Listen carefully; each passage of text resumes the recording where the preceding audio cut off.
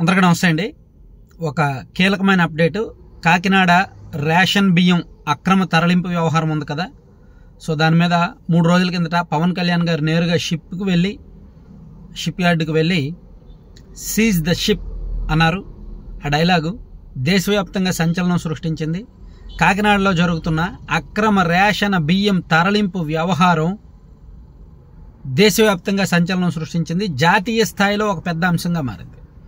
So దీనిలో పవన్ కళ్యాణ్ గారు కూడా జాతీయ స్థాయికి లేవనెత్తాను, కేంద్ర హోంమంత్రి అమిత్ షా గారికి లెటర్ రాస్తాను, దీనిలో వీళ్ళు అక్రమంగా ఆయుధాలు సరఫరా అవ్వని గ్యారంటీ ఏంటి, సో నిషేధిత పదార్థాలు గంజాయో సరఫరా అవ్వదని గ్యారంటీ ఏంటి, స్మగ్లింగ్ జరగదని గ్యారంటీ ఏంటి, సో అని చాలా చాలా సంచలనాత్మక వ్యవహారాలు లేవనెత్తారు. ఆ ఘటన అంతా మనందరం ఫాలో అవుతున్నాం. అయితే దీనిలో ఒక కీలకమైన అప్డేటు, ఒక విశ్వసనీయ సమాచారం బహుశా ఏ మెయిన్ స్ట్రీమ్ మీడియా వాళ్ళు కూడా చెప్పలేరు. అంటే అందరికీ తెలిసిన లోపాయికారిగా జరిగే అంశాలు.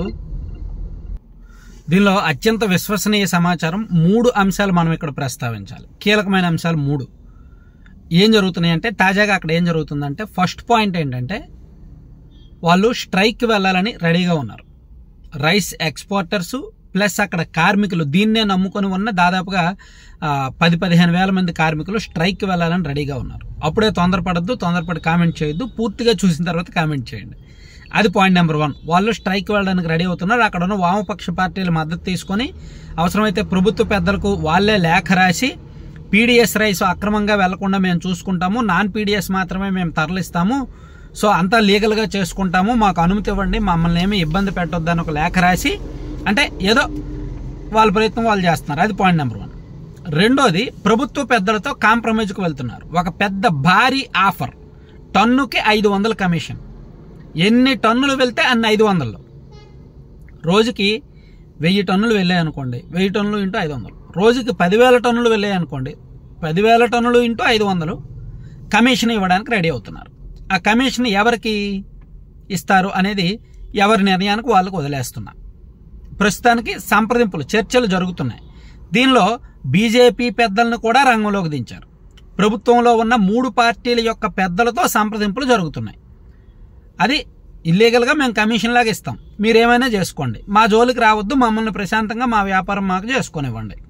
ఇది లోపాయికారిగా జరుగుతున్న చర్చలు. ఈ బియ్యం మాఫియా తరపున వాళ్ళ దగ్గరికి వెళ్ళిన ప్రపోజల్, మరి దానికి వాళ్ళు ఒప్పుకుంటారా లేదా? చాలా టెంప్టింగ్ అమౌంట్. ఆ రోజుకి అయ్యేది టన్నుకి 500 అంటే చాలా టెంప్టింగ్ అమౌంట్ అనమాట. చాలా ఎక్కువ జరుగుద్ది అక్కడ. మనం చూసుకున్నాం కదా, లక్షల టన్నులు జరుగుద్ది. అందులో ఒక్కో టన్నుకి 500 అంటే మామూలు విషయం కాదు. సో అది ఎవరు తీసుకుంటారా, ఏ విధంగా పంచుకుంటారా అనేది వాళ్ళ ఇష్టం. సో అది ప్రభుత్వ పెద్దలతో, కూటమి పెద్దలతో సంప్రదింపులకు వెళ్తున్నారు. ఆల్రెడీ ప్రపోజల్ వాళ్ళ పెద్దల దగ్గరికి వెళ్ళింది, వాళ్ళ సైడ్ నుంచి రావాల్సి ఉంది.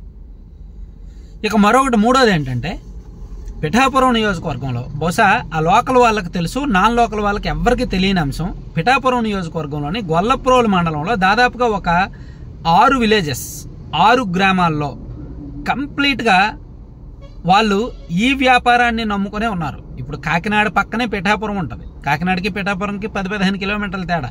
సో ఆ గొల్లప్రోలు మండలంలో కంప్లీట్గా ఒక 6 గ్రామాల్లో పూర్తిగా ఈ పీడిఎస్ రైస్ నమ్ముకునే వాళ్ళు అక్రమ వ్యాపారం చేసుకునే కుటుంబాలను పోషించుకుంటున్నారు. సో వాళ్ళందరూ కూడా జనసేన పార్టీకి కావాల్సిన వాళ్ళు, టీడీపీకి కావాల్సిన వాళ్ళు, ఈ కూటమి ప్రభుత్వానికి కావాల్సిన వాళ్ళు. అంటే పొలిటికల్గా ప్రెజర్ వస్తుంది, సొంత పార్టీ కార్యకర్తల నుంచి ప్రెజర్ వస్తుంది. సో దీనికి సొల్యూషన్ ఏం ఆలోచిస్తున్నారంటే, ద్వారంపూడి చంద్రశేఖర్ రెడ్డి గారి హయాంలో మాఫియాగా జరిగింది కాబట్టి మాఫియాగా లేకుండా సాఫీగా చేసుకోండి.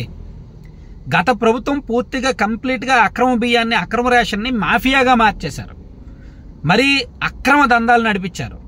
సో అలా కాకుండా ద్వారంపూడి లేదంటే అతని తమ్ముడి ఆనవాళ్ళు లేకుండా, వాళ్ళకి సంబంధం లేకుండా మీరు గతంలో ఎలా చేసుకున్నారో, 2019కి 2020కి ముందు ఎలా చేసుకున్నారో అలా చేసుకోండి అని మేబీ అలా ఒక చర్చ అయితే జరుగుతుంది.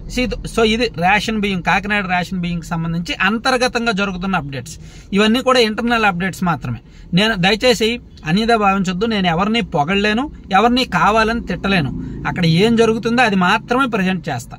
ఏ ఒక్కరి మీదో నెగిటివ్గానో పాజిటివ్గానో చెప్పాల్సిన అవసరం నాకు లేదు. ఎటువంటి దురుద్దేశాలు ఇంటెన్షన్స్ నాకు ఆపాదించొద్దు. ఉన్నది ఉన్నట్టు చెప్పడానికే ఈ ఛానల్ పెట్టాను.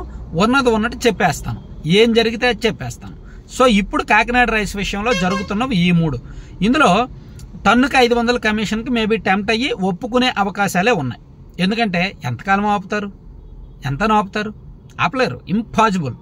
ఇది వేళ్ళూనికి పోయిన మాఫియా. సో మాఫియాని కాస్త కంట్రోల్ చేస్తే చేస్తారు తప్ప కంప్లీట్గా ఆపలేరు. సో బేరసారాలు జరగాల్సినవి జరిగిపోతాయి అన్నమాట. Thank you.